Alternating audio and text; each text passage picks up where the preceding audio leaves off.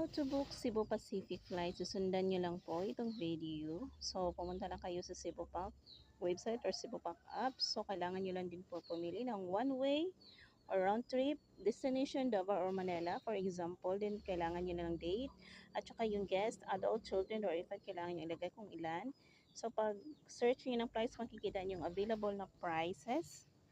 The next is makikita nyo, kailangan nyo lang i-keep, I'm okay with fare only. Pagkatapos niyan, i-continue lang. Ito yung makikita ninyo. Next, yung guest details. So, kailangan nyo lang ilagay ang complete details, complete name, birth date.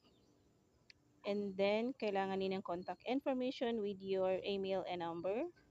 So, next, makikita niyo yung may nakalagay included in your flight safe travel share. So, kailangan nyo lang siyang i-remove.